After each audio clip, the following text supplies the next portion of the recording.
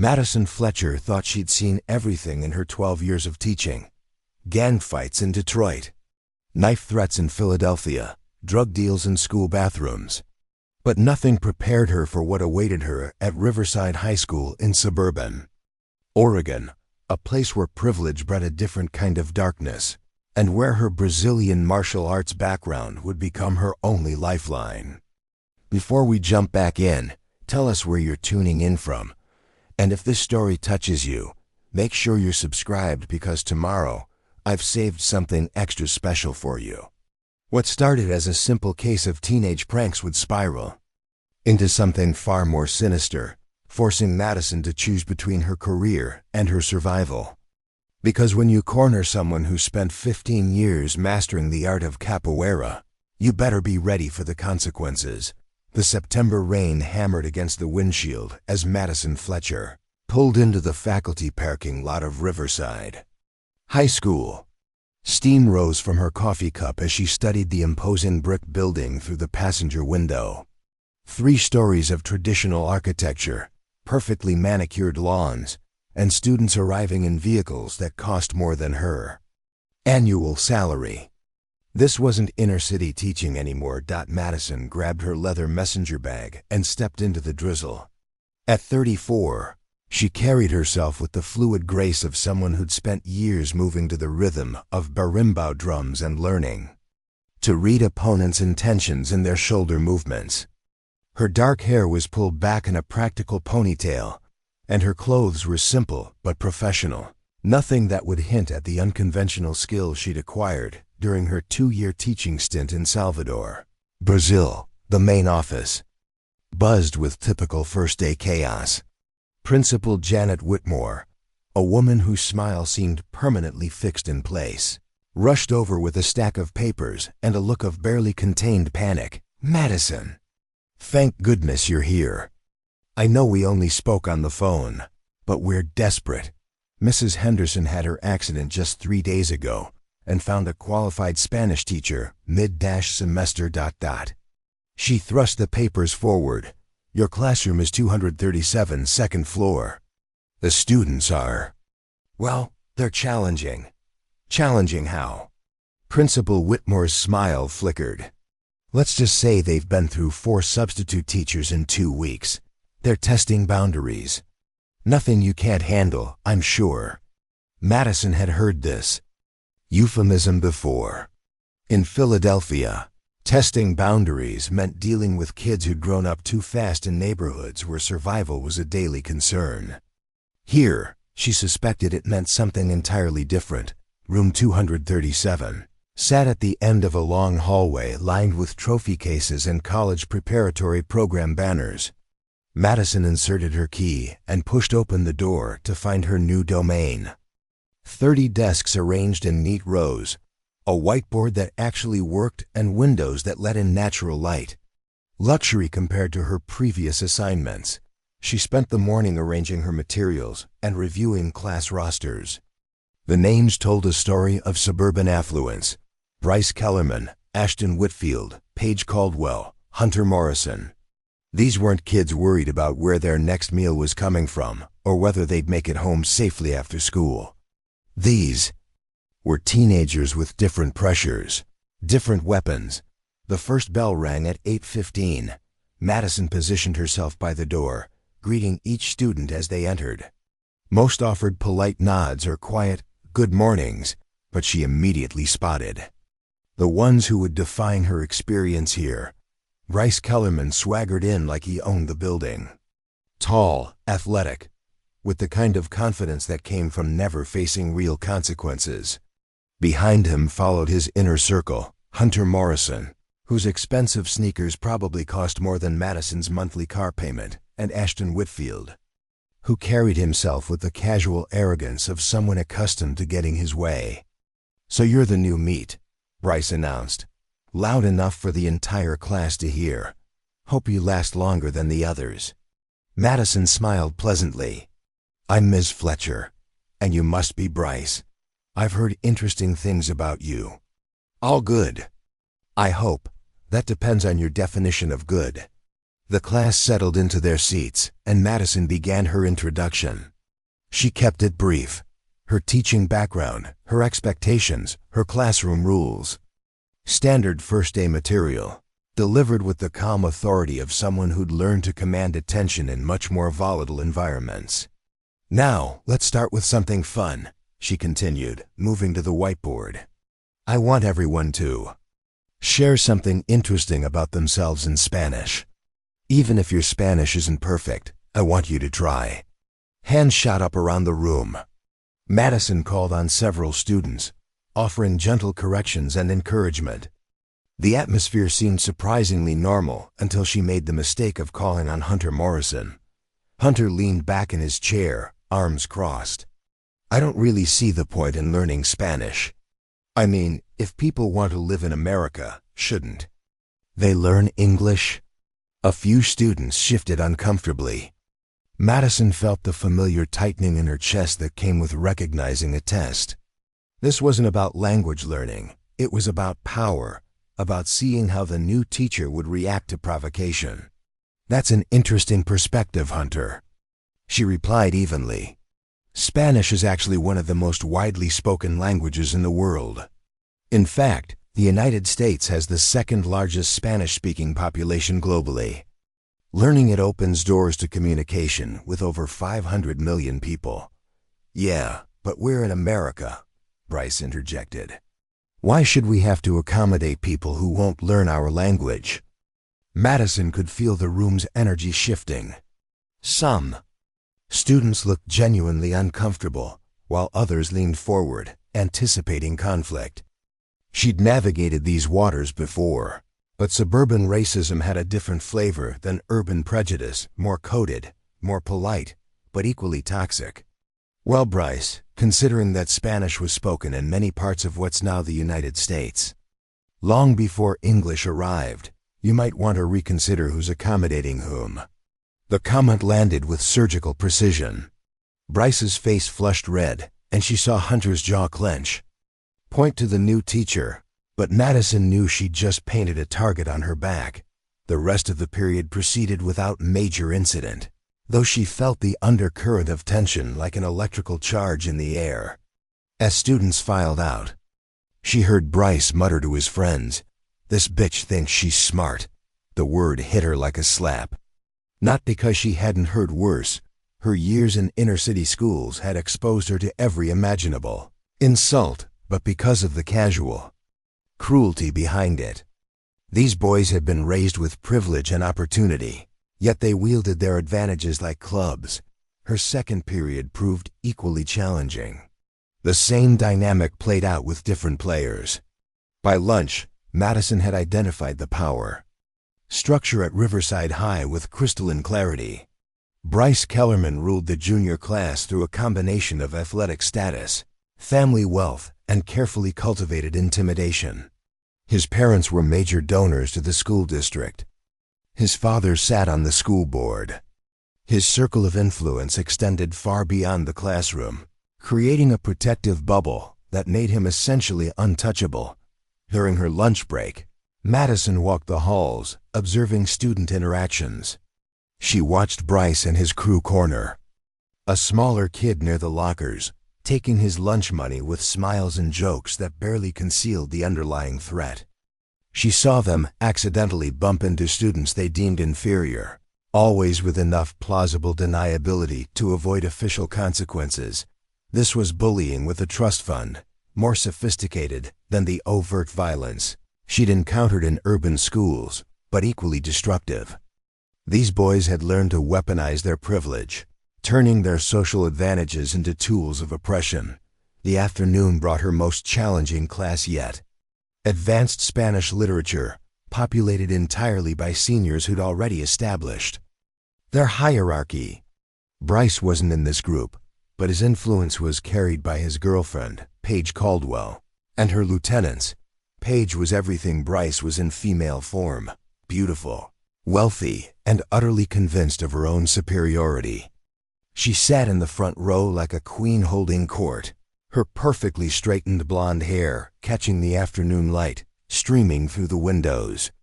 "So, Miss Fletcher," Paige said during a discussion of Gabriel Garcia Marquez. Have you actually been to any Spanish-speaking countries? Or are you just teaching from textbooks like most teachers here? The question was designed to embarrass, to expose Madison as a fraud in front of the class. But Paige had miscalculated. Actually, I spent 2 years teaching in Salvador, Brazil, Madison replied. Portuguese, not Spanish, but I picked up quite a bit of both languages during my time there. I also studied Capoeira while I was there. It's a martial art that combines dance, music, and self-defense. Quite beautiful, actually. The mention of Brazil seemed to catch Paige off guard. Madison watched the girl's expression shift from smug confidence to uncertainty. Capoeira? Asked a student from the back row. Like in those movies? Similar, but much more complex. It was. Developed by enslaved Africans in Brazil as a way to practice fighting techniques disguised as dance. The Portuguese colonizers banned martial arts, so the practitioners had to be creative. Madison moved to the center of the classroom, her body naturally falling into the ginga, the basic swaying movement that formed Capoeira's foundation. For just a moment, she let her guard down, showing these privileged teenagers a glimpse of something they'd never encountered. The entire art form is about reading your opponent, anticipating their moves, and responding with both grace and power. It teaches you that sometimes the most effective defense looks like a dance. She demonstrated a few basic movements, the esquiva lateral, the rolk, the O, her body flowing from position to position with liquid precision. The class watched in stunned silence, even Paige momentarily speechless.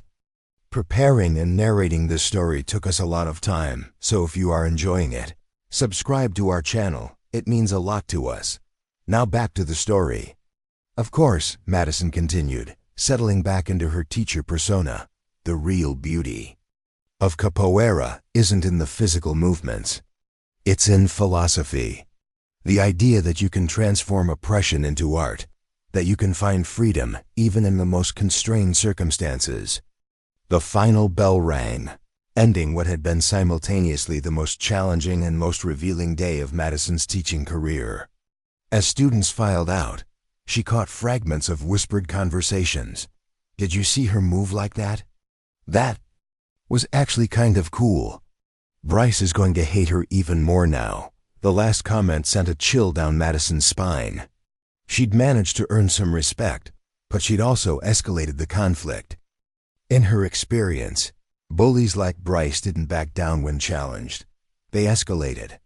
Madison spent the next hour grading papers and preparing for the following day, but her mind kept drifting to the dynamics she'd observed. This wasn't just about teenage rebellion or typical classroom management challenges. There was something darker at work here, a systematic culture of cruelty that the administration either couldn't see or chose to ignore. As she finally packed up her materials and prepared to leave, Madison reflected on the irony of her situation. She'd come to Riverside High seeking a quieter, safer teaching environment. Instead, she'd walked into a different kind of war zone, one where the weapons were privilege and social status, and where her unique background might be the only thing standing between her and total defeat. The rain had stopped by the time she reached the parking lot, but storm clouds were gathering on the horizon. Madison looked back at the imposing brick building and wondered what tomorrow would bring.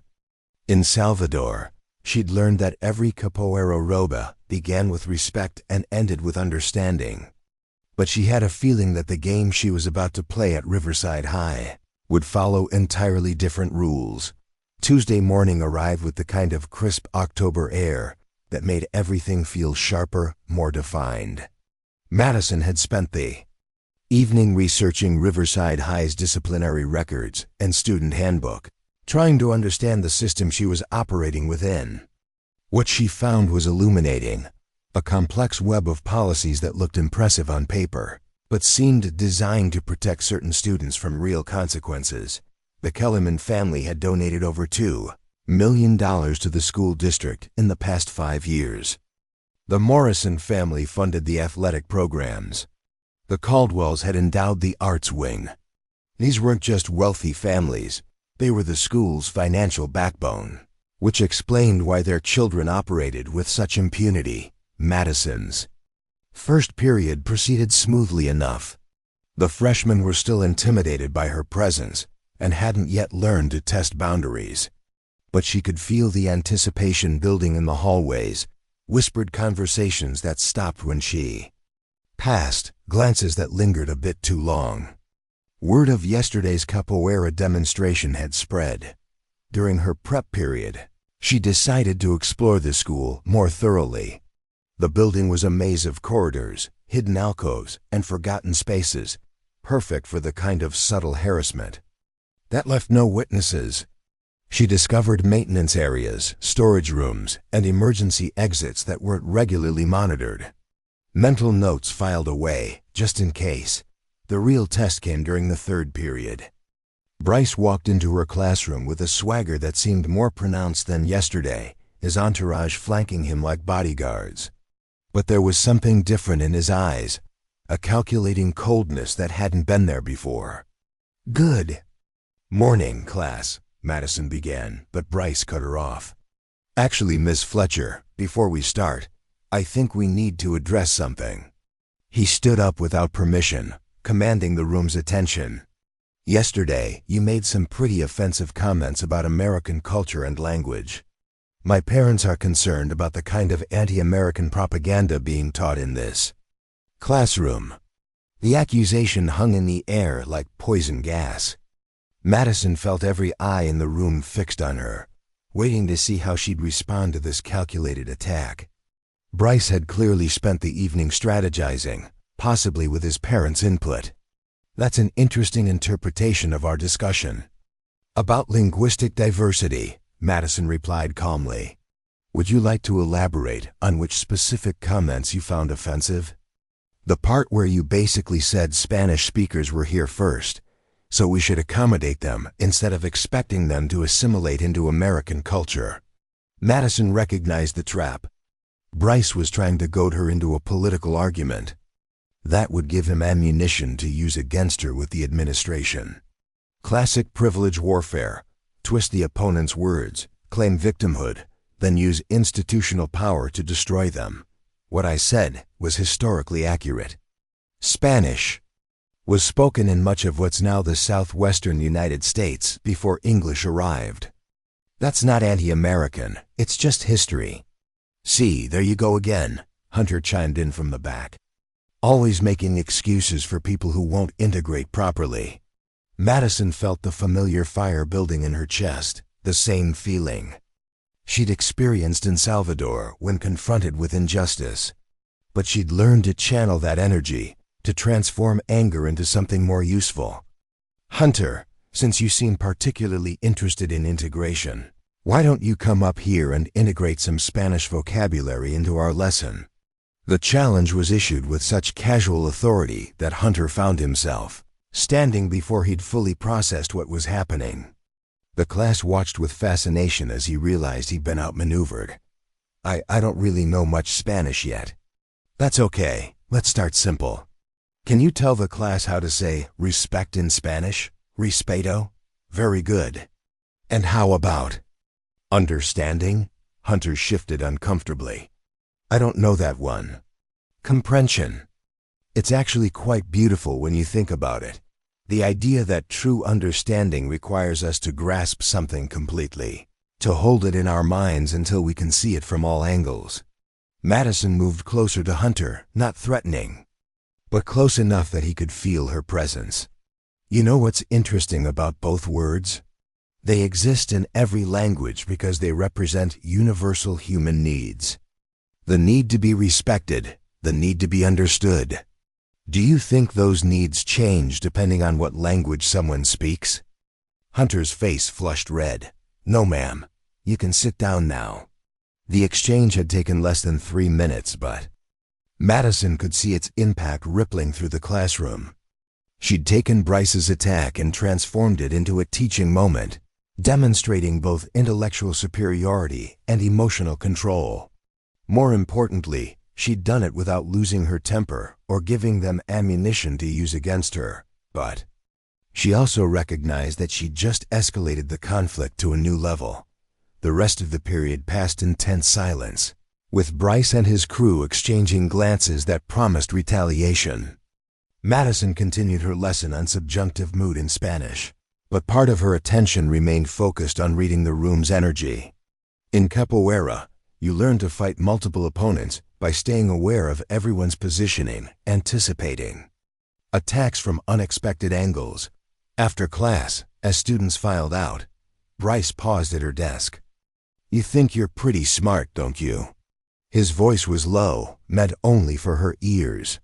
"I think I'm pretty prepared," Madison replied without looking up from her papers. "We'll see about that." The threat was subtle but unmistakable. Madison waited until the room was empty before allowing herself to feel the full weight of what had just happened. She'd crossed a line, and there would be consequences. Lunch brought an unexpected ally. Sarah Chun, a math teacher in her late 20s, approached Madison's table in the faculty lounge with a knowing smile. "Heard you had an interesting morning with the Kellerman kid. News travels fast around here. Small school, big egos." Sarah sat down uninvited. "Mind if I give you some advice? I've been here 3 years, and I've watched a lot of good teachers get chewed up by that particular machine." Madison studied Sarah's face, looking for signs of genuine concern versus administrative spy work. She seemed sincere enough. "I'm listening." "Bryce and his crew don't fight fair. They'll go after your personal life, your professional reputation, anything they can find. Last year, they got Mr. Rodriguez fired by planting inappropriate materials in his classroom and then discovering them during a student search. The administration just went along with it. When your family donates millions to the school district, people tend to believe your version of events." Sarah leaned closer. "The thing is, they usually target teachers who look vulnerable. Single women, minorities, anyone who doesn't fit their idea of what belongs in their world. But you ... She paused, choosing her words carefully. "You're different. That little demonstration yesterday? That was either really brave or really stupid. Probably both. Just watch your back. They're patient when they need to be, and they're creative. Whatever they're planning, it won't be obvious until it's too late." The conversation ended when Principal Whitmore entered the lounge, her fixed smile scanning the room like a security camera. Sarah gathered her things and left with a meaningful look.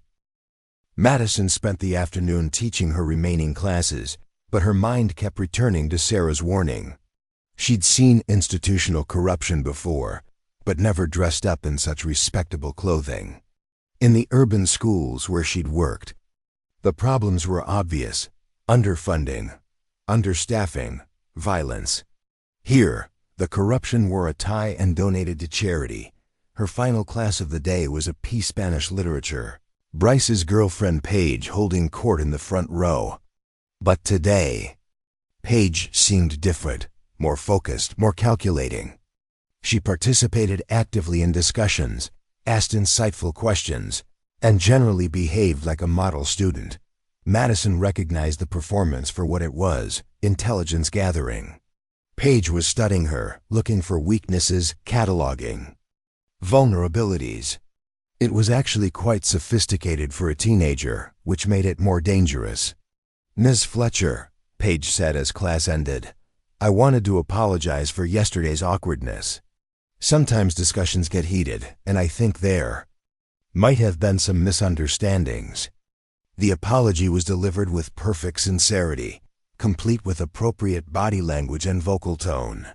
If Madison hadn't seen Paige's calculating stare throughout the class, she might have believed it. "Apology accepted, Paige. I appreciate your maturity. I was wondering if you might have time after school to discuss the upcoming unit on magical realism. I'm particularly interested in how Allende uses political themes in her work." Another trap, but Madison couldn't refuse without seeming unprofessional. "Of course. My office hours are until 4:30. Perfect. I'll see you then. Paige left with her characteristic confidence, but Madison caught the brief smile that crossed her face, the expression of a predator who just successfully set bait. The afternoon office hours arrived right on schedule. Paige appeared at Madison's door at exactly 4 o'clock, armed with textbooks and wearing the earnest expression of a dedicated student. For the next 20 minutes, she asked genuinely thoughtful questions about Isabel Allende's work, demonstrating a sophisticated understanding of literary technique and political context. Madison found herself genuinely impressed despite her suspicions. Paige was clearly intelligent, articulate, and well-read. Under different circumstances, she might have been a pleasure to teach. You know, Paige said as the session wound down, I've been thinking about what you said yesterday about capoeira. The idea of transforming oppression into art really resonated with me. I've been researching it online, and it's fascinating how the practitioners had to hide their true intentions. It's a powerful metaphor for resilience, exactly. Though I suppose it also demonstrates how dangerous it can be when people aren't what they appear to be. Paige's smile never wavered, but her words carried an unmistakable edge. You never really know what someone is capable of until they're pushed too far. The conversation ended with polite thanks and promises to continue their discussions. But as Paige walked away, Madison felt the chill of recognition. She'd just been warned, threatened, and studied all at the same time, and it had been done with such skill that she couldn't prove any hostile intent. That evening, Madison sat in her small apartment reviewing the day's events. 2 direct confrontations with Bryce, intelligence gathering from Paige, and a warning from Sarah Chun. The battle lines were becoming clearer, but so were the stakes. She pulled out her laptop and began documenting everything: dates, times, witnesses, exact quotes.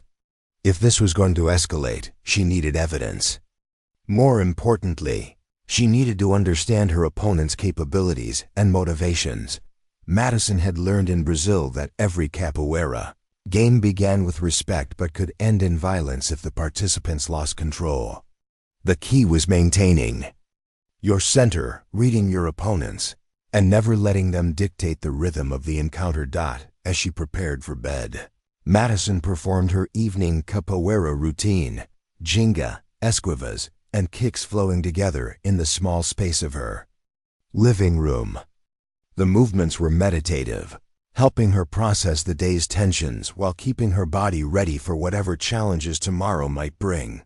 But even as she found her center, Madison couldn't shake the feeling that she was being drawn into something much larger and more dangerous than a simple classroom management problem. The game had begun, and the stakes were higher than she'd initially realized. Wednesday arrived with an unseasonable warmth that made the October air feel thick and oppressive. Madison woke to find 3 missed calls from her sister in Portland, and a voicemail that made her blood run cold. Maddie, some teenagers called the house last night asking questions about you. They said they were working on a school project about new teachers, but something felt off. They knew way too much, like where you lived before, your time in Brazil. Even asked about your ex-boyfriend David. Mom's worried. Call me back. Madison sat on the edge of her bed, phone trembling in her hand. The investigation had moved beyond school walls into her personal life. This wasn't teenage rebellion anymore. This was systematic harassment with resources behind it. She arrived at school early, hoping to catch Principal Whitmore before classes began. The administrative offices were already buzzing with activity, but Whitmore's door remained closed. Her secretary, Mrs. Patterson, offered Madison a sympathetic smile. She's in budget meetings all morning. Board members are here. Big discussions about next year's funding. Mrs. Patterson lowered her voice. Between you and me, the Kellerman donation is a major topic. Apparently, they're considering increasing their contribution significantly. The timing wasn't coincidental. Madison thanked Mrs. Patterson and headed to her classroom, Feeling the weight of institutional politics pressing down on her shoulders, her first period class proceeded normally, but she noticed subtle changes in student behavior. Whispered conversations that stopped when she approached. Knowing glances exchanged when they thought she wasn't looking.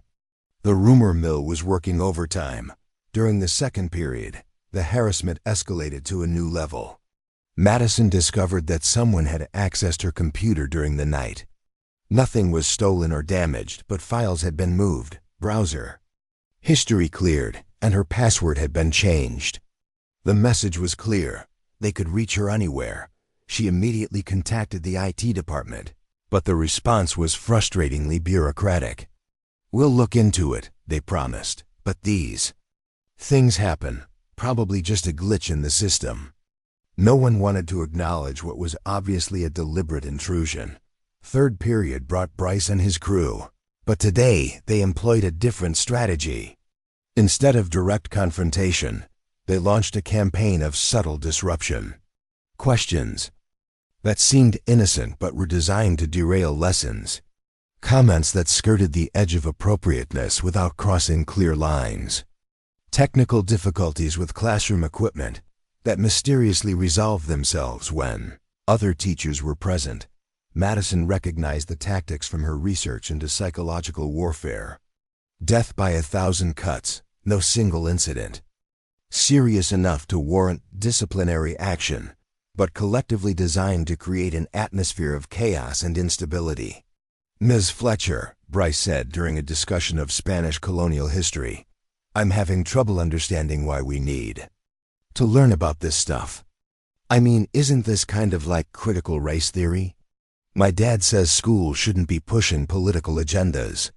The comment was perfectly calculated. Critical race theory had become a lightning rod in education, and Bryce was trying to paint Madison as a political activist rather than a language teacher. Other students shifted uncomfortably, recognizing the trap. "We're studying history, Bryce.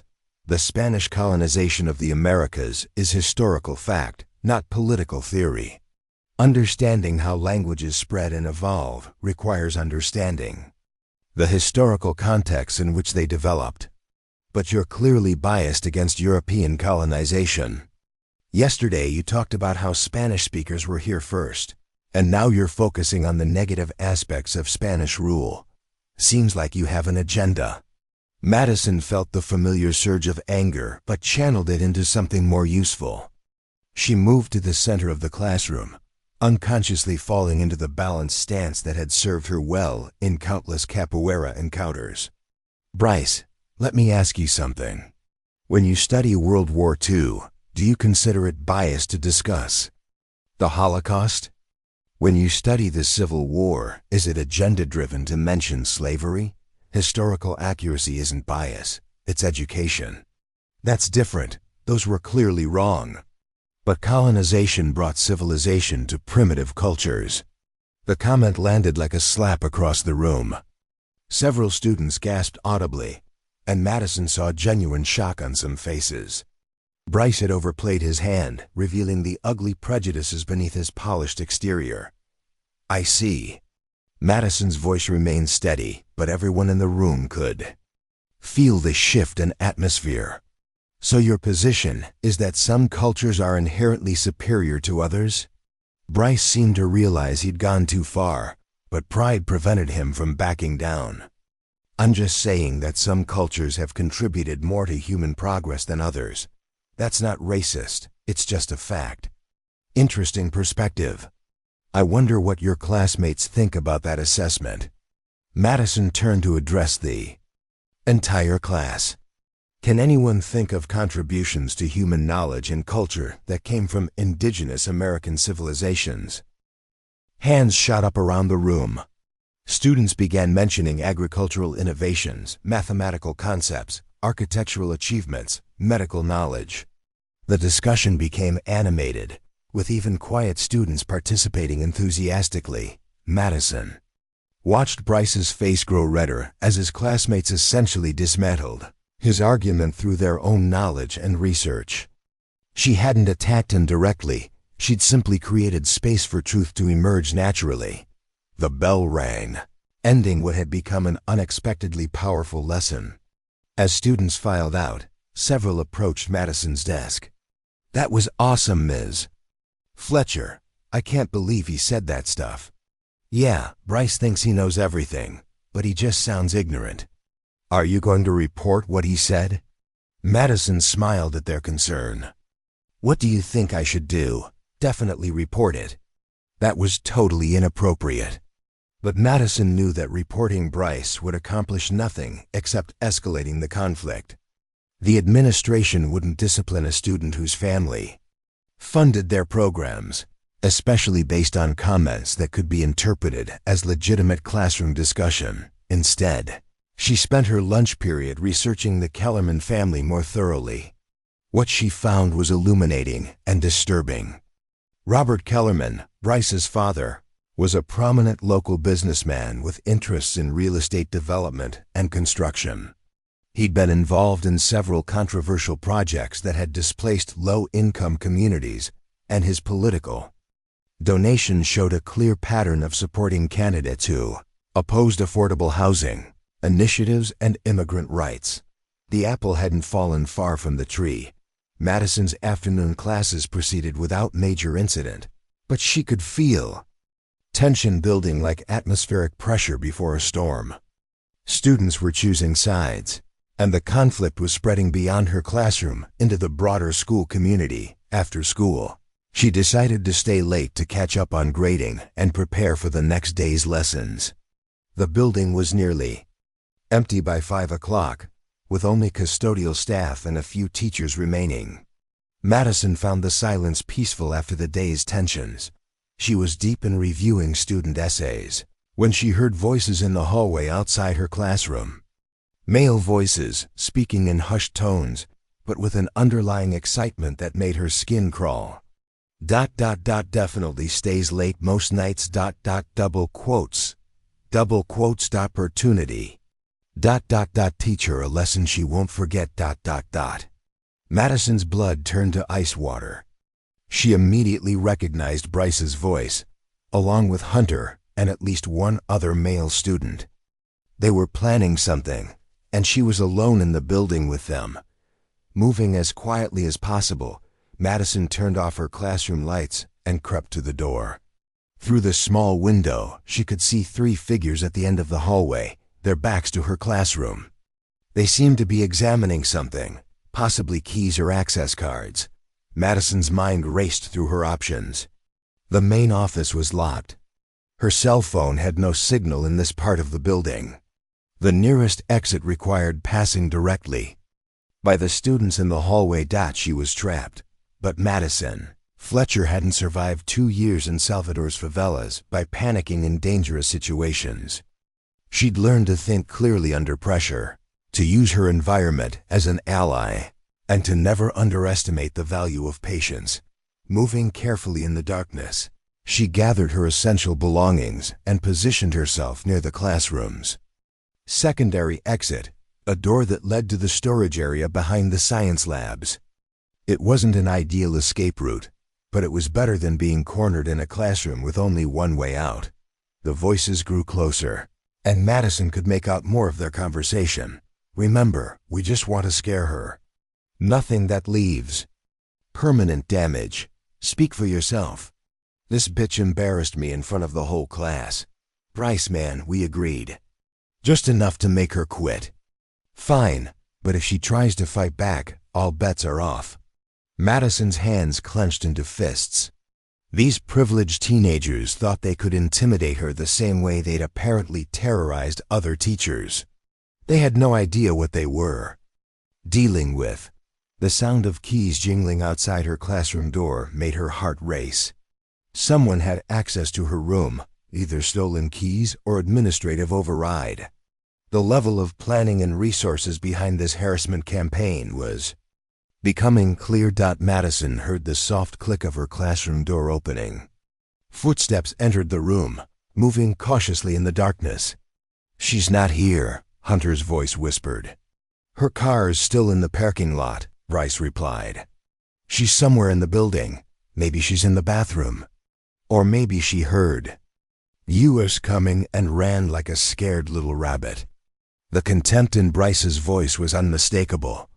These boys genuinely believed they owned the school, that they could terrorize anyone who challenged their authority without facing consequences. Madison waited until she heard them leave her classroom before making her move.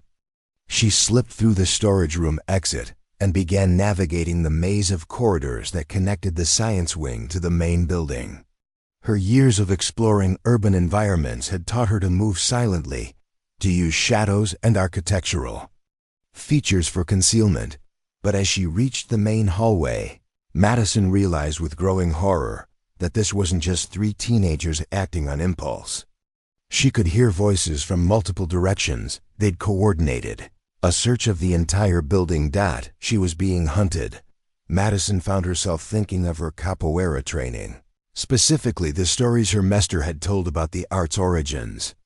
Enslaved people who had to practice fighting techniques while appearing to dance, who had to defend themselves against multiple opponents, who had to be constantly ready for violence while maintaining the appearance of harmlessness. The parallel was exact. She was outnumbered in unfamiliar territory, facing opponents who had every advantage except one. They didn't know what she was truly capable of. Madison Fletcher had spent 15 years learning to read violence in a person's posture, to anticipate attacks from their breathing patterns, to turn an opponent's aggression against them. She'd mastered an art form designed specifically for people who had to fight when cornered. And right now, she was very definitely cornered. The sound of footsteps echoed from both ends of the hallway. Multiple voices calling her name with mock concern, pretending to be helpful students looking for their missing teacher. Madison pressed herself against the wall beside the trophy cases, controlling her breathing, centering her mind. In capoeira, every encounter began with respect, but respect had to be earned through strength. These boys were about to learn that their new teacher had been earning respect in ways they'd never imagined. The trophy case glass reflected Madison's face in fragmented pieces as she pressed against the wall, listening to footsteps approaching from both directions. Her breath came steady and controlled, years of capoeira training having taught her that panic was an enemy's greatest weapon. "Ms. Fletcher?" Bryce's voice echoed down the hallway, artificially sweet. "We know you're still here. We just want to talk." Laughter followed his words, cruel, predatory sounds that confirmed Madison's worst suspicions about their intentions. These weren't confused teenagers acting out. This was deliberate psychological terrorism. She counted at least 4 distinct voices now. Hunter Morrison she recognized immediately, along with Bryce. The other 2 were unfamiliar, but their presence confirmed this was bigger than she'd initially realized. They'd recruited additional participants, turning her harassment into a group activity. Madison's mind cataloged her options with the clinical precision she'd learned in Brazil's more dangerous neighborhoods. The main exits were blocked. Her classroom was compromised. The administrative offices were locked and empty, but Riverside High's sprawling layout offered possibilities these suburban boys had probably never considered. Madison had spent weeks exploring the building's forgotten spaces, maintenance corridors, storage areas, emergency routes that connected different wings through basements and service tunnels. The footsteps grew closer. Madison heard a door handle rattle somewhere behind her. They were systematically checking each room, coordinating their search with military precision. Someone had planned this operation carefully. "Come on, Teach," another voice called out, one she didn't recognize. "We're not going to hurt you. We just want to have a little conversation about your teaching methods." More laughter. Madison felt her jaw clench as rage built in her chest, but she channeled the emotion into focus. Anger was fuel. Control was power. She slipped away from the trophy case and moved toward the science wing, her soft-soled shoes making no sound on the polished floors. Behind her, she heard the boys spreading out, their voices growing more confident as they assumed she was cowering somewhere in terror.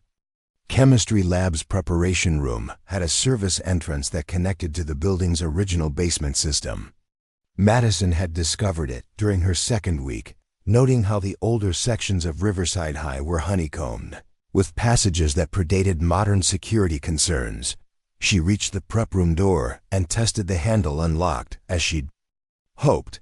The room smelled of cleaning chemicals and stored equipment, but Madison navigated it easily in the darkness. Her hands found the basement access panel exactly where she remembered it. The narrow staircase descended into Riverside High's forgotten infrastructure, a maze of pipes, electrical conduits, and storage areas that most staff members never saw. Madison had explored enough abandoned buildings in her urban teaching days to move confidently through such spaces, but as she reached the basement level, Madison realized her situation had become more complex. Voices echoed from above, but now she could also hear movement in the basement itself. They'd anticipated her escape route. "Smart bitch probably went underground," a voice said, muffled by the floor above. "Jake and Marcus are already down there." Waiting, Madison's blood chilled. 6 participants minimum, with coordinated communication and advance planning. This wasn't teenage harassment. This was a sophisticated operation, designed to completely break her psychologically. She pressed herself against the basement wall, listening to footsteps moving through the corridors above. In the distance, she could hear 2 more voices, the students positioned in the basement, waiting to catch her if she tried to escape through the lower levels. For the first time since arriving at Riverside High, Madison felt genuinely afraid. Not of physical confrontation. Her capoeira training had prepared her for that, but of the implications. These boys had resources, organization, and institutional protection. Even if she escaped tonight, the harassment would continue and escalate until they destroyed her completely, unless she changed the rules of engagement. Madison had learned in Salvador that sometimes the only way to end a conflict was to demonstrate consequences that your opponents hadn't anticipated. The favela kids who'd tried to intimidate her had backed down only after she'd shown them skills they didn't know existed. Moving carefully through the basement shadows, Madison began to stalk her stalkers. The 2 boys positioned in the basement were amateur hunters at best. They moved loudly, used their phone flashlights carelessly, and talked in normal voices that telegraphed their positions from 50 feet away. Madison followed their movements for 10 minutes, learning their patterns and identifying their weaknesses. "This is stupid," one of them complained. "She's probably already called the cops." "Nah, Bryce checked. No cell service down here. Besides, who's going to believe some new teacher over us? Our families basically own this place." The casual arrogance in his voice confirmed what Madison had suspected. These boys had never faced real consequences for their actions, never encountered opposition they couldn't simply overwhelm with privilege and resources. Madison positioned herself near the main electrical panel where the basement corridors intersected. When the 2 boys approached her location, she moved. The first boy never knew what hit him. Madison emerged from the shadows like flowing water, her body moving in the serpentine jinga that made capoeira so unpredictable. A sweep of her leg took his feet out from under him, and he crashed to the concrete floor with a stunning impact that knocked the wind from his lungs. The second boy, Jake, she thought, spun toward the sound, raising his phone light like a weapon. But Madison was already moving, her body flowing through the esquiva baixa that took her under his wild swing. A perfectly executed male Lua de Compasso caught him in the solar plexus, folding him over like a broken doll. Both boys lay gasping on the basement floor, too shocked and winded to cry out. Madison stood over them, her body still swaying in the gentle jinga rhythm, ready for additional threats. "Listen very carefully," she said, her voice barely above a whisper. "You're going to stay down here for exactly 10 minutes. Then you're going to go home and think very hard about whether this little game is worth continuing." The first boy tried to speak, but Madison raised her hand in a gesture that promised additional consequences if he made a sound. I spent 2 years in Salvador, where real violence lives in every shadow.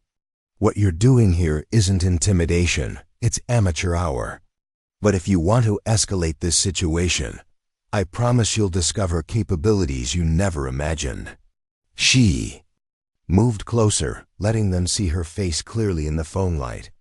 The next time you decide to hunt someone, make sure you understand exactly what kind of prey you're pursuing.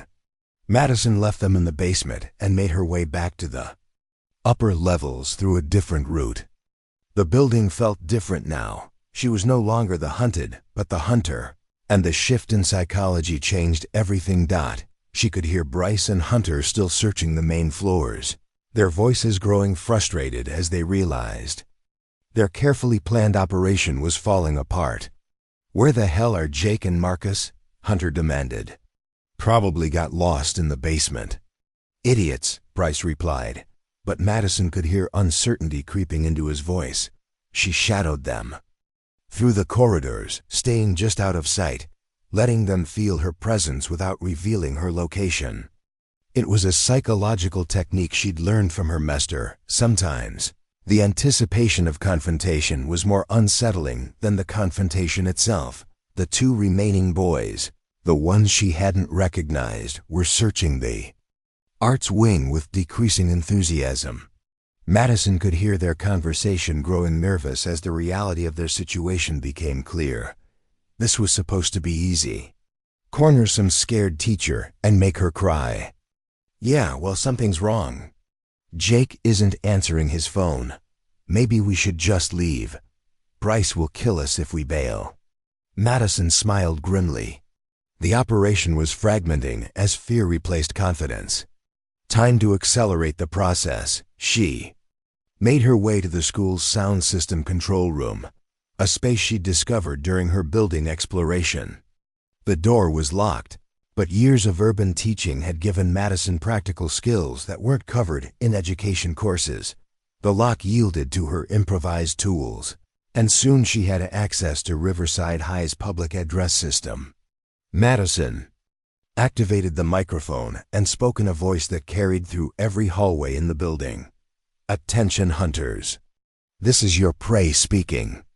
Her words echoed through the empty corridors, and Madison could hear the boys' shocked reactions from various locations. "You've made several tactical errors tonight. First, you underestimated your target. Second, you split your forces without maintaining communication. Third, you entered an environment where I have significant advantages." Madison paused, letting the implications sink in. "2 of your team members are currently reconsidering their life choices in the basement. The rest of you have approximately 60 seconds to exit this building before I demonstrate why Capoeira was originally developed as a fighting art." She heard the sound of running footsteps from multiple directions, panic setting in as the hunters realized they'd become the hunted. "Oh, and boys?" Madison's voice carried a smile that was audible even through the speakers. "Next time you want to intimidate someone, you might want to research their background more thoroughly. Because I promise you, this is the last time you'll have the element of surprise." Madison turned off the microphone and sat back in the control room chair, listening to the sounds of retreat echoing through Riverside High's hallways. Car doors slammed in the parking lot, engines started, and tires squealed as the boys fled the scene of their failed operation. She gave them 15 minutes to clear the area before emerging from the control room. The building felt peaceful again, but Madison knew this was only the beginning. Tonight's confrontation had established new rules for their conflict, but it had also guaranteed that the war would continue. As she gathered her belongings from her classroom, Madison reflected on the evening's events. She'd successfully defended herself and turned the tables on her attackers, but she'd also revealed capabilities that would make her even more of a target. The boys would regroup. They'd seek revenge. And next time, they'd come prepared for the opponent they now knew she was. Madison locked her classroom door and walked through the empty hallways toward the parking lot, her body still moving with the fluid grace of someone ready for combat. Tomorrow would bring new challenges, but tonight had proven something important. She wasn't just a teacher anymore. She was a warrior who happened to work in education. And the real battle was just beginning. Thursday morning arrived. With an electric tension that seemed to crackle through Riverside High's hallways, Madison arrived to find the parking lot buzzing with unusual activity. Clusters of students engaged in intense conversations, administrators hurrying between buildings, and a general atmosphere of barely contained chaos. The night's events had clearly spread beyond the 6 boys involved. Madison counted at least 3 police cruisers in the visitor parking area, and she recognized Detective Ray Martinez from the local precinct speaking with Principal Whitmore near the main entrance. Madison's phone buzzed with a text from Sarah. Chun, emergency faculty meeting at 7:30, before school starts. Something big happened last night. The faculty lounge was packed when Madison arrived, teachers speaking in hushed, worried tones. Principal Whitmore entered looking haggard, her usually perfect composure showing cracks around the edges. I'll keep this brief since we have students arriving soon, Whitmore began, her voice strained. Last night, there was an incident involving several students and unauthorized access to the building. The police are investigating, and we're implementing additional security measures immediately. Madison kept her expression neutral, but she noticed several colleagues glancing in her direction. Someone had connected her to the previous night's events. Was anyone hurt? Asked Tom Bradley from the history department. No serious injuries reported, Whitmore replied carefully. However, there are allegations of inappropriate behavior by school personnel. The district is conducting a full investigation. The words hit Madison like ice water. Somehow the narrative was being flipped. She was being positioned as the aggressor rather than the victim. What kind of inappropriate behavior? Sarah Chun demanded. I can't discuss specifics while the investigation is ongoing. I will say that all staff members should review their professional conduct policies and ensure they're following proper protocols for after-hours building access. Whitmore's eyes found Madison's for just a moment, long enough to confirm that she was the target of whatever investigation was underway. Classes will proceed normally today, but I want everyone to be extra vigilant about student behavior and report any unusual incidents immediately. The meeting dispersed with teachers exchanging worried glances and whispered speculations. Madison remained seated as the room emptied, processing the implications of what she'd just heard. Madison. Principal Whitmore approached her table. I need to see you in my office before the first period. It wasn't a request. Madison followed Whitmore through corridors that seemed different this morning, student conversations stopping when she passed, eyes following her movement with a mixture of curiosity and suspicion. Word had definitely spread. Whitmore's office felt smaller than usual, made claustrophobic by the presence of 2 additional men in expensive suits. Madison recognized the type immediately, district lawyers, brought in to manage a crisis. Ms. Fletcher, this is David Cartwright from the district's legal department and Robert Kellerman, who serves on our school board. The name hit Madison like a physical blow. Robert Kellerman, Bryce's father, the real estate developer whose donations funded half the school's programs. The fix was already in. Mr. Kellerman's son was involved in last night's incident, Whitmore continued, along with several other students. There are serious allegations about what transpired. Robert Kellerman was a silver-haired man in his 50s who carried himself with the casual authority of someone accustomed to getting his way. His eyes were cold as winter steel as he studied Madison. Miss Fletcher, my son and 5 other boys were assaulted in this building last night. They're claiming you attacked them without provocation, used some kind of martial arts training to injure them, and then threatened them over the school's intercom system. Madison kept her voice steady. That's an interesting interpretation of events. What do the boys say they were doing in the building after hours? They were participating in a legitimate student government project that required after-hours access. Cartwright replied smoothly. They had proper authorization. From whom? That's not your concern, Kellerman snapped. What is your concern is explaining why a teacher physically assaulted 6 students and then used school equipment to threaten them. Madison felt the familiar burn of injustice in her chest. These men were rewriting history in real time, transforming a coordinated harassment campaign into a teacher assault case. The institutional power she'd worried about was now being deployed against her with surgical precision. I'd like to see this alleged authorization for after-hours access, Madison said calmly. I'd also like to know how 6 students managed to coordinate their presence in the building without adult supervision, and why they were specifically searching for me. Are you admitting you were in the building illegally? Cartwright pressed. I was working late in my classroom, which is standard practice for teachers.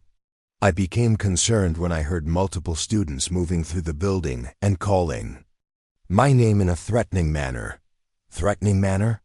Kellerman's voice dripped with skepticism. These are honor roll students from respected families. What possible threat could they pose to an adult? Madison almost laughed at the absurdity. The same respected families that had systematically destroyed previous teachers were now claiming innocence because their children carried the right last names. Mr. Kellerman, your son has been engaged in a pattern of harassment and intimidation since my first day here. Last night's incident was an escalation of that behavior, not an isolated event. That's a serious accusation, Whitmore interjected.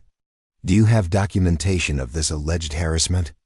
Madison pulled out her phone and opened the Notes app where she'd been documenting every incident. Detailed records of classroom disruptions, inappropriate comments, personal attacks, and attempts to undermine my professional authority. I also have witness statements from other students. The 3 men exchanged glances. They hadn't expected documentation. Even if that's true, Cartwright said, it doesn't justify a teacher physically attacking students. You could have called security, contacted administration, or simply left the building. With what? The phones didn't work in that part of the building. Administration was gone, and the students had positioned themselves to prevent me from leaving. So you claim, Kellerman said. But what we have is 6 injured boys and 1 adult who admits to using martial arts training against minors. That's assault, Miss Fletcher. Criminal assault. The threat was crystal clear. Madison could see the trap they'd constructed: either accept blame and resign quietly, or face criminal charges that would destroy her career permanently. I defended myself against 6 teenagers who had cornered me in an empty building after making threatening statements. That's not assault, it's self-defense. Against honor students? Kellerman's laugh was ugly. Good luck selling that story to a jury. Madison felt something crystallize in her mind. These men thought they could intimidate her the same way they'd apparently intimidated other teachers. They assumed she'd fold under pressure, accept their version of events, and disappear quietly. They had no idea what they were dealing with. Mr. Kellerman, before we go any further down this road, I think you should know something about my background. I spent 2 years teaching in Salvador, Brazil, in neighborhoods where real violence was a daily reality. I've dealt with actual gang members, drug dealers, and people who would eat your precious son for breakfast.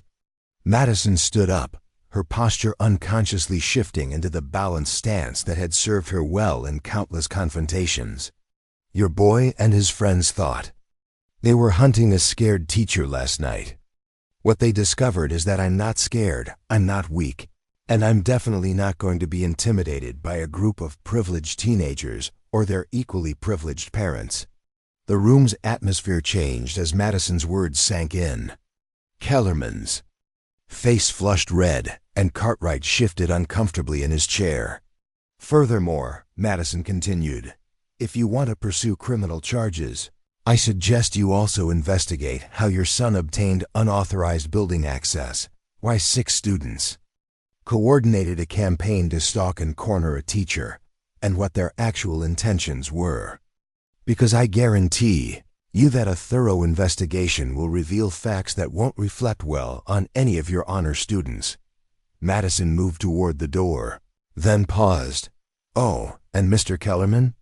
The next time your son wants to test someone's boundaries, he might want to research their background more thoroughly.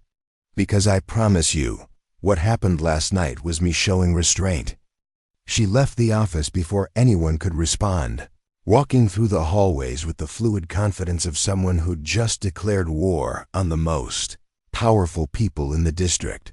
Behind her, she could hear raised voices as the 3 men tried to process what had just happened. They'd expected a frightened teacher ready to accept blame and disappear.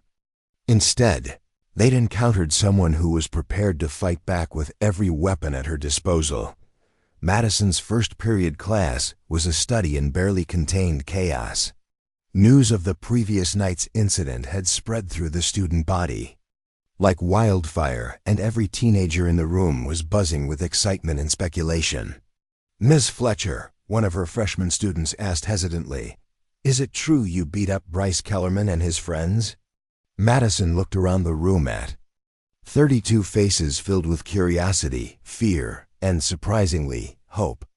These were kids who'd been living under the Kellerman regime for years, watching the school's elite terrorize anyone who didn't fit their vision of acceptable. "What I did," Madison said carefully, "was defend myself when I felt threatened. I hope none of you are ever in a similar situation, but if you are, remember that you have the right to protect yourselves." A girl in the front row raised her hand. "My older sister said Bryce and his friends have been bullying teachers for years. She said they got Mr. Rodriguez fired last year with fake evidence." "Yeah," another student added, "and Mrs. Patterson from the counseling office. They said she was too friendly with male students and got her transferred." Madison felt pieces of a larger puzzle clicking into place. The harassment campaign against her wasn't unique. It was part of a systematic pattern of eliminating any authority figures who challenged the established order.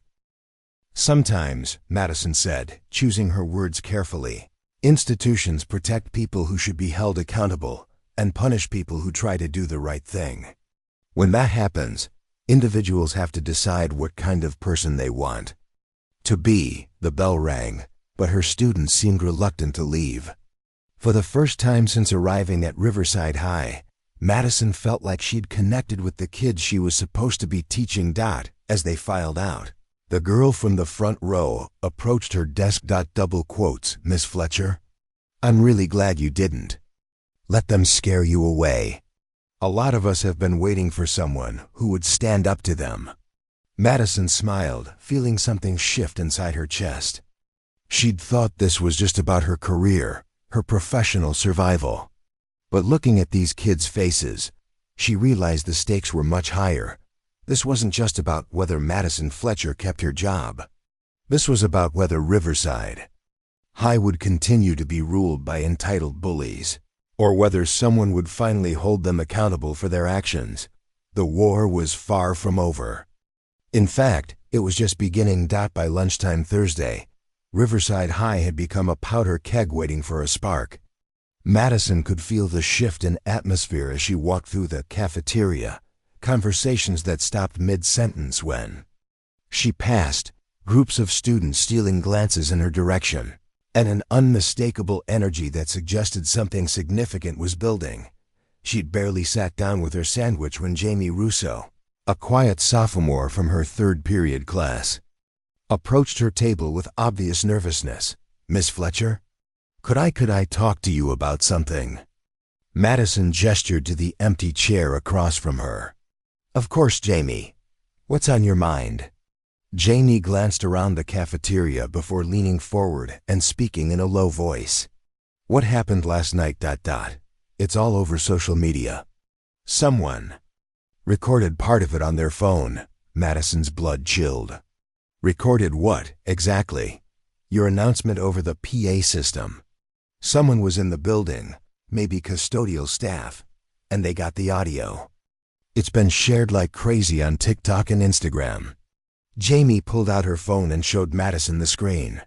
Sure enough, there was her voice echoing through empty hallways. "Attention hunters, this is your prey speaking."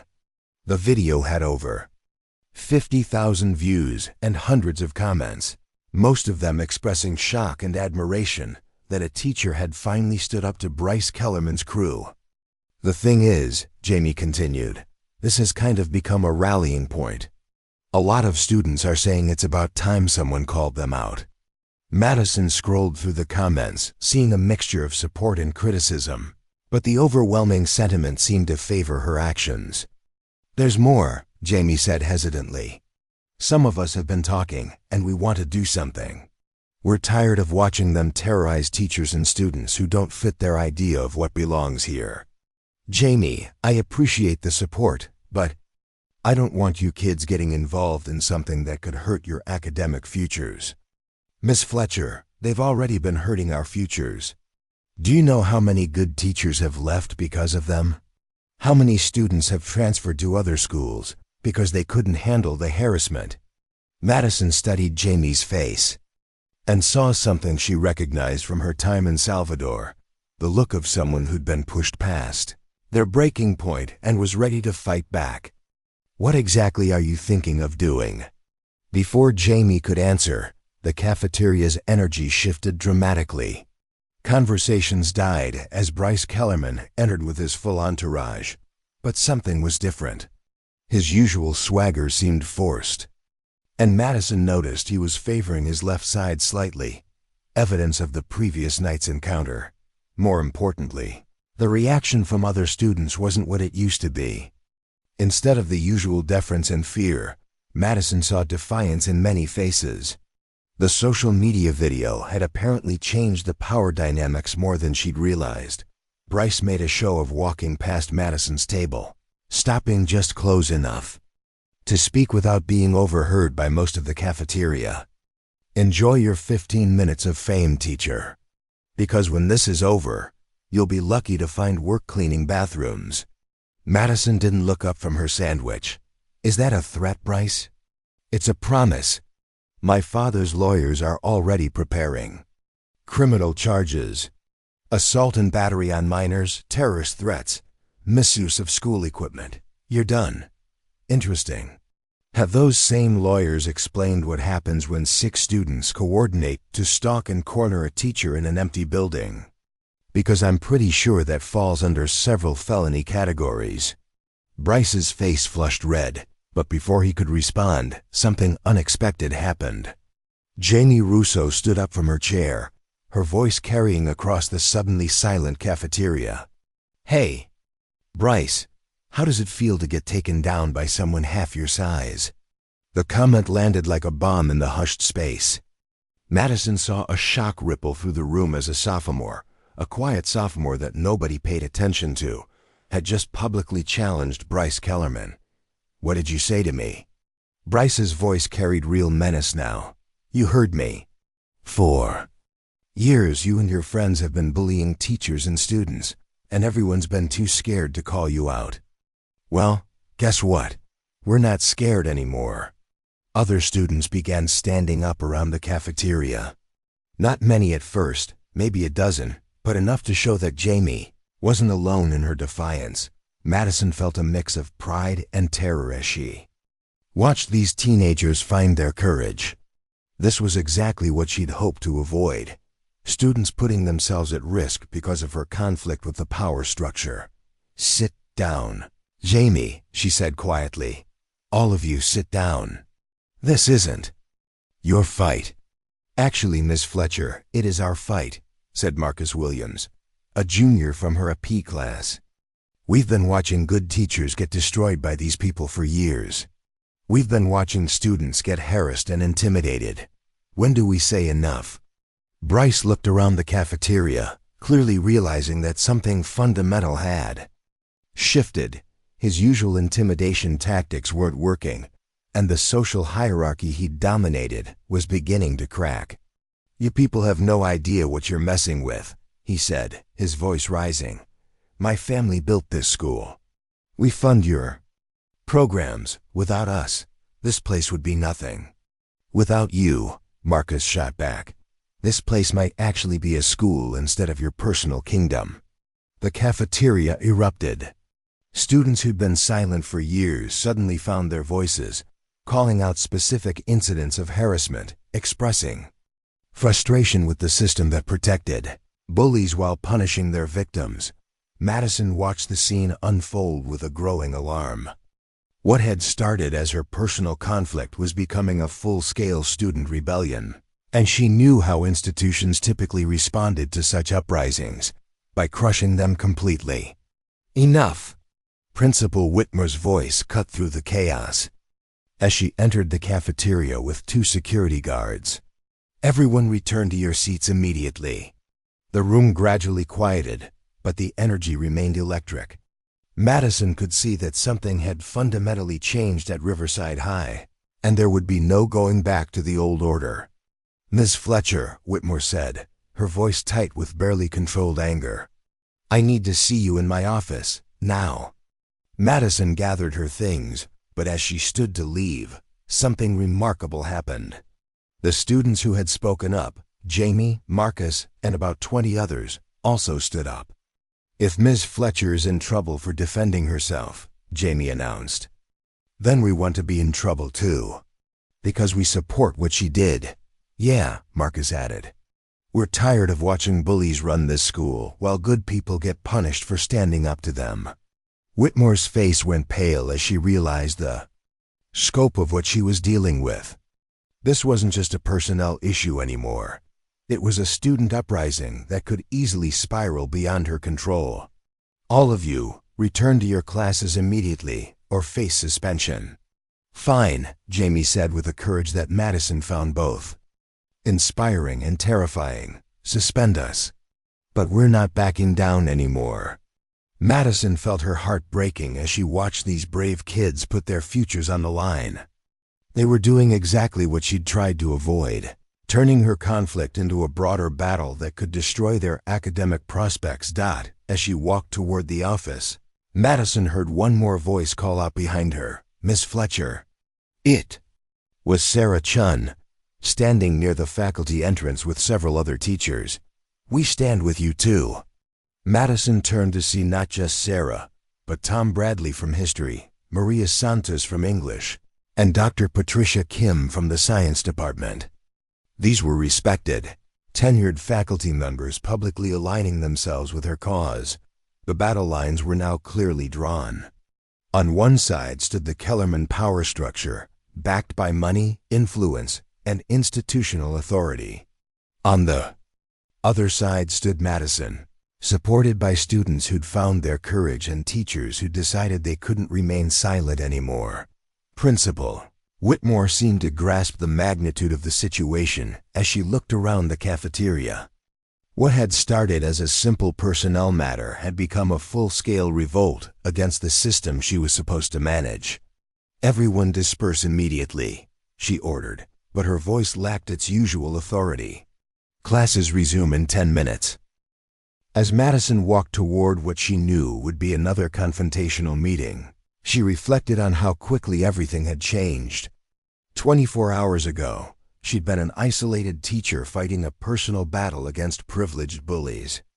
Now she found herself at the center of a movement that was challenging the fundamental power structure of Riverside High. The students were no longer afraid. The faculty was no longer silent. And the Kellerman Empire was facing the first real challenge to its authority in years. Madison Fletcher had come to Riverside High seeking a quiet teaching position. Instead, she'd accidentally started a revolution. But revolutions, she knew from her time in Brazil, were dangerous things. They destroyed the old order, but they also destroyed the people who led them. And right now, Madison was walking straight into the heart of the establishment's power, where Robert Kellerman and his lawyers were waiting to crush this uprising.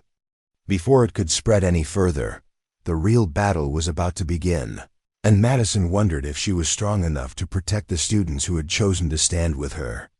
Because if she fell, she wouldn't be falling alone. She'd be taking down every brave kid who'd found the courage to speak truth to power. The office door loomed ahead, and beyond it waited the consequences of choices that couldn't be undone. Emergency school board meeting that evening transformed Riverside High's auditorium into a battlefield. Madison arrived to find the space packed beyond capacity, with local news crews setting up cameras and overflow crowds gathering in the hallways.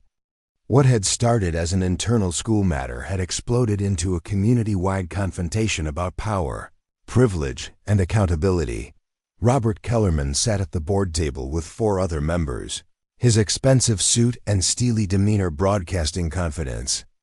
But Madison noticed the tension in his jaw, the way his fingers drummed against the table. The viral social media coverage had forced this public hearing, and he was no longer controlling the narrative. Madison took her seat in the front row, flanked by Sarah Chun and Dr. Patricia Kim. Behind them sat over 40 students who had voluntarily attended to show support, their presence a testament to how dramatically the school's social dynamics had shifted in just 2 days. Board Chair Eleanor Martinez called the meeting to order with visible reluctance. "We're here to address allegations of inappropriate conduct by a faculty member and the subsequent disruption of the educational environment." The phrasing was careful, clinical, designed to frame Madison as the problem rather than addressing the systemic issues that had led to the confrontation. "Mr. Kellerman, as the complainant, you may present your case first." Robert Kellerman stood with the practiced authority of someone accustomed to commanding rooms. "Thank you, Chair Martinez. This is a simple matter of a teacher attacking students. My son and 5 other honor students were assaulted by Ms. Fletcher while participating in a legitimate after-school project." He opened a folder and began reading from prepared statements. "Ms. Fletcher used martial arts techniques to physically assault minors, then used school equipment to threaten them with further violence. We have medical documentation of injuries and witness statements from all 6 boys." Madison listened to the presentation with growing amazement at its audacity. Every detail was carefully crafted to paint the teenagers as innocent victims and her as an unstable aggressor. No mention of harassment, intimidation, or the systematic campaign that had preceded the confrontation.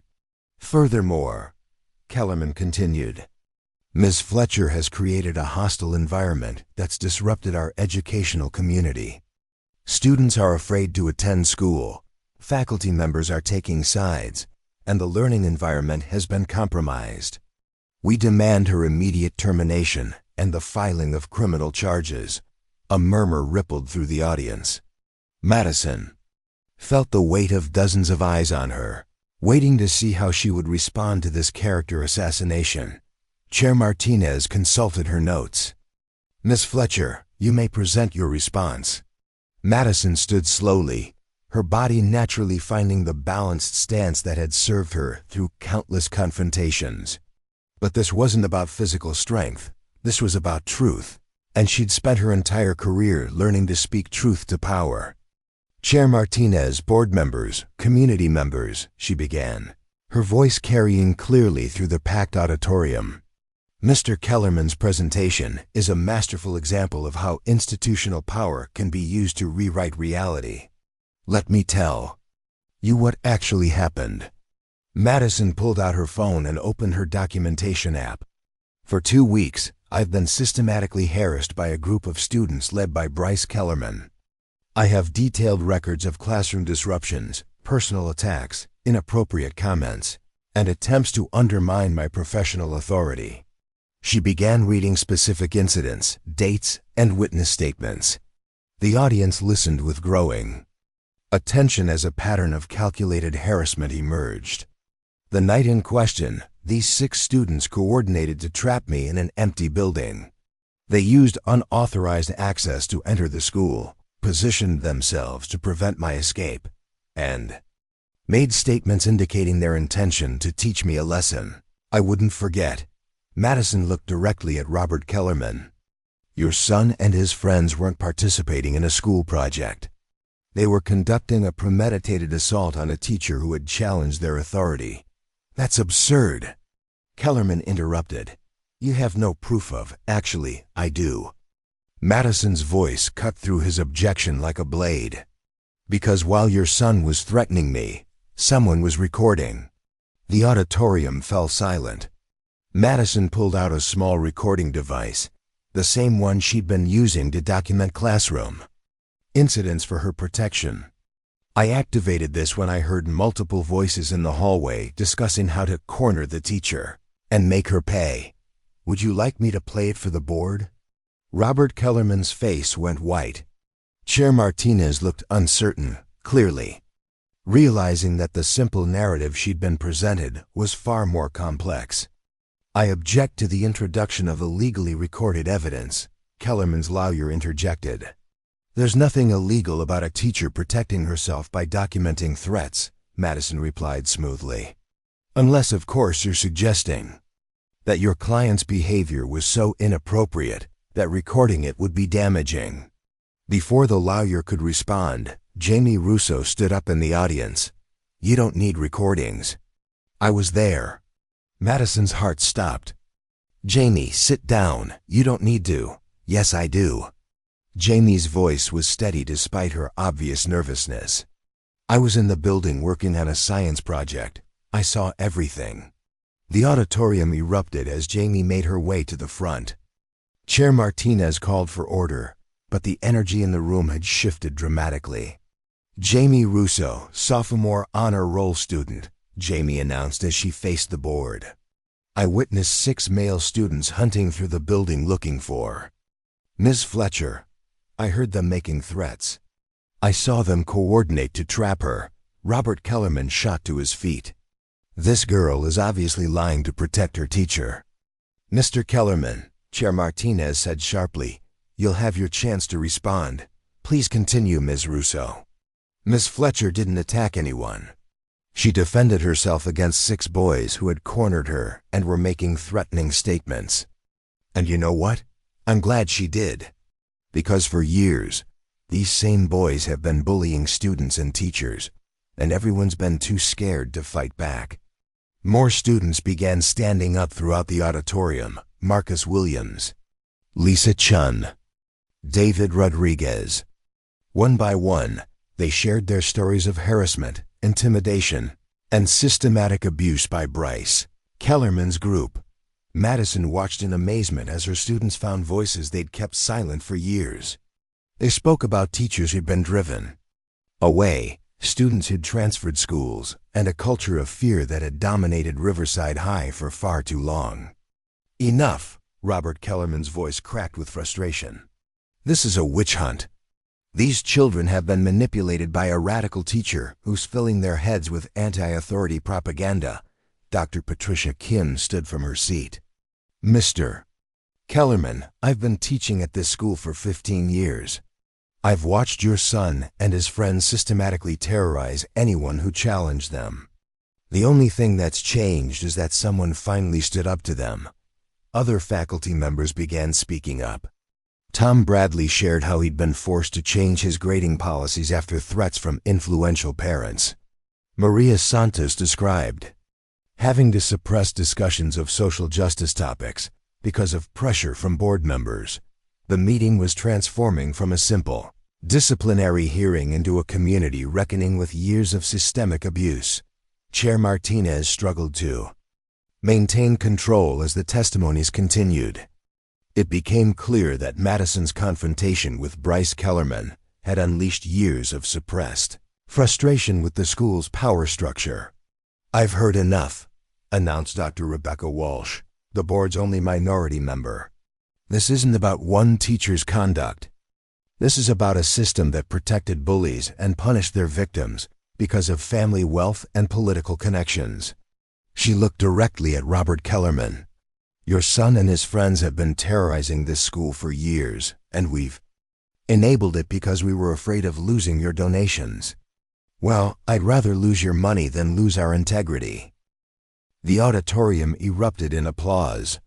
Robert Kellerman's face went through several shades of red as he realized his carefully constructed narrative was collapsing. This is outrageous. My family has invested millions in this district. We've supported programs, funded facilities, and contributed to the community. And this is how you repay us? Mr. Kellerman, Chair Martinez said wearily, perhaps it's time we discussed what kind of community we actually want to build. The vote, when it finally came, wasn't even close. 4 board members voted to clear Madison of all charges and implement new policies to address systematic harassment. Only Robert Kellerman dissented, and his angry resignation during the meeting was met with visible relief from other board members. But the real victory came the next morning, when Madison arrived at school to find something she'd never expected. Students waiting by her classroom door with apologies, questions, and a genuine desire to learn. Bryce Kellerman and 2 of his crew had been transferred to other schools in the district. The others faced suspension and mandatory counseling. More importantly, the culture of fear that had dominated Riverside High was beginning to crack. Madison unlocked her classroom door and smiled at the group of students gathered in the hallway. Ready to learn some Spanish? Actually, Miss Fletcher, Jamie Russo said with a grin, we were hoping you might teach us some capoeira too. You know, for self-defense. Madison laughed, remembering her master's words about transforming oppression into art. Capoeira isn't just about fighting. It's about finding freedom even in the most constrained circumstances. Sounds perfect, Marcus Williams said. When do we start? As Madison looked at these brave young faces, students who'd found the courage to speak truth to power, who'd risked their futures to stand up for what was right, she realized that her time at Riverside High had become something far more important than just a teaching position. She'd helped create a generation of young people who understood that institutions only change when individuals refuse to accept the unacceptable. That sometimes the most important lesson you can teach isn't found in any textbook. And maybe, just maybe, she'd shown them that when you corner someone who knows how to dance with danger, you better be prepared for the rhythm they bring to the fight. 6 months later, Madison Fletcher was named Oregon's Teacher of the Year. Her acceptance speech included a demonstration of basic capoeira movements and a simple message. Education isn't just about teaching facts. It's about teaching courage.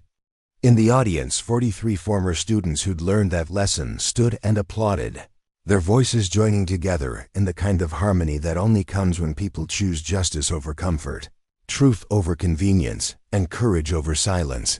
The game had ended. The students had won. And somewhere in Brazil, an old master smiled, knowing that his teachings had found fertile ground in the most unexpected place, a suburban high school where a teacher named Madison Fletcher had reminded everyone that sometimes the most important battles are fought not with fists, but with the unshakable conviction that every person deserves respect, dignity, and the freedom to learn without fear. Up next, you've got 2 more standout stories right on your screen. If this one hits the mark, you won't want to pass these up. Just click and check them out. And don't forget to subscribe and turn on the notification bell so you don't miss any upload from us.